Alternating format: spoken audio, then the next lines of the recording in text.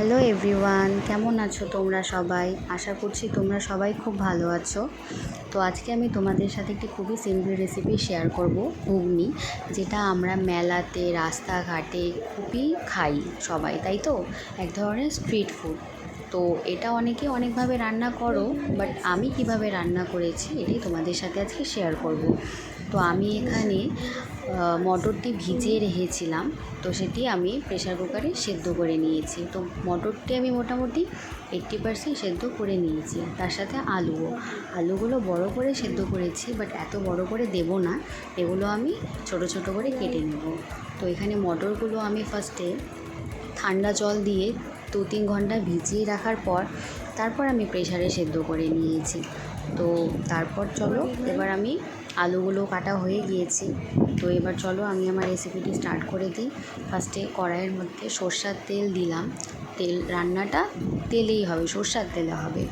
তো তেল দেওয়ার পরে এবার তেলটা দেখো গরম হয়েই গিয়েছে। এবার আমি তেলটা গরম হওয়ার অপেক্ষায় আছি। তো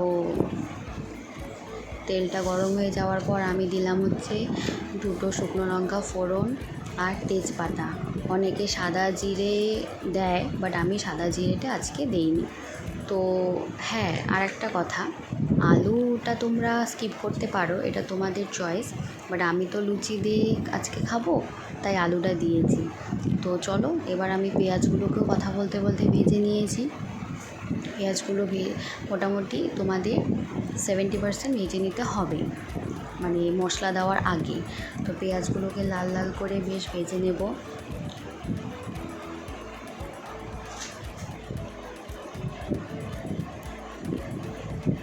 তারপর দিয়ে দিচ্ছি একটু স্বাদ অনুযায়ী লবণটা কিছুটা কমই দিচ্ছি প্রথমে, পরে বাকিটুকু দেওয়া যাবে।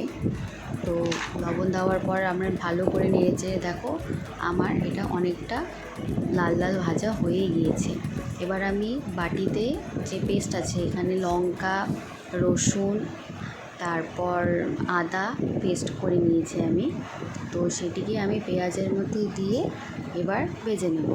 একটু জল দিয়ে দিলাম যাতে সব কিছু ভালো মতো অ্যাডজাস্ট হয়ে যায়। তারপর আমি দিয়ে দিচ্ছি কেটে রাখা টমেটোটা দিয়ে, টমেটোটা তোমাদের ইচ্ছা, তোমরা দিতেও পারো নাও দিতে পারো। তো এবার দেখো টমেটোটা দিয়ে আমি নাড়াচাড়া করলাম। আমার মোটামুটি তেল কিন্তু বেরিয়ে গিয়েছে কিছুটা। এবার দিয়ে দিচ্ছি হলুদ। তোমরা তোমাদের পরিমাণ অনুযায়ী হলুদ দেবে। তারপর দিয়ে দিচ্ছি কাশ্মীরি লঙ্কার গুঁড়ো, এটা কালারের জন্য দিচ্ছি। তোমরা এটা ইচ্ছে করলে দিতেও পারো নাও দিতে পারো। তো সব কিছু ভালো মতো মিক্সড করে নিয়ে আমি এবার মশলাটাকে ভালো মতো একদম ভেজে নেব, যাতে কোনো রকম কাঁচা কাঁচা গন্ধ না করে। তো দেখো আমার মশলাটা কিন্তু প্রায় ভাজা হয়ে গিয়েছে। আমি এখানে লাল লালও হয়ে গিয়েছে, তেলও বেরিয়েছে।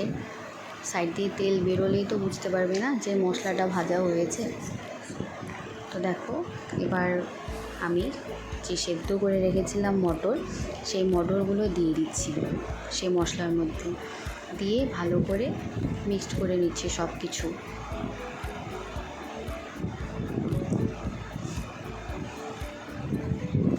তো দেখো খুব ভালো মতো সব কিছু মিশিয়ে নিয়েছি। মশলার সাথে মটরগুলো একদম খুব ভালো মতো মিশিয়ে নেওয়া হয়ে গিয়েছে। এবার আমি সেদ্ধ করে রাখা যে আলুগুলো সেগুলো দিয়ে দিচ্ছি। তোমরা হয়তো ভাবছো আলুগুলো এত বড় কেন, বাট রান্না করতে করতে দেখো আলুগুলো একদম নাড়াচাড়া করতে করতে মিশে গিয়েছে। এবার আমি দিয়ে দিচ্ছি জলটা আমি ঠান্ডাই দিলাম। তোমরা যারা চাও গরম জলও দিতে পারো, বাট আমি ঠান্ডাটাই দিলাম। জলটা একটু বেশিই দিব, কারণ ঘুগনি তো পরে কিন্তু জলটা অনেকটা টেনে নেয়।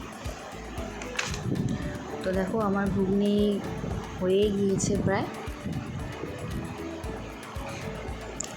এবার আমি দিয়ে দিচ্ছি গরম মশলা দিয়ে একটু সামান্য পরিমাণ ফুটিয়ে এবার আমি এটাকে তারপর নামিয়ে দেব।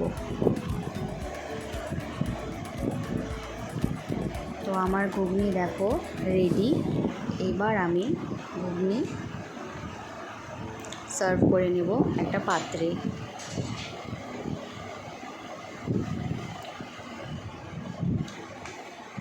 তো এটা আমি একটা রিল বানিয়েছিলাম, সেখান থেকে শেয়ার করেছি। আমার রেসিপিটি যদি তোমাদের ভালো লেগে থাকে তোমরা প্লিজ একটা লাইক করে দিও আর আমার চ্যানেলটিকে সাবস্ক্রাইব করে দিও। Thank you so much. আর আমার ভিডিওগুলো তোমরা প্লিজ প্লিজ প্লিজ দেখো আর আমাকে কমেন্ট করে জানিও যে আমার কেমন হচ্ছে সব ভিডিওগুলো। কোনো ভুল ত্রুটি হয়ে গেলে আমাকে ক্ষমা করে দিও। Thank you.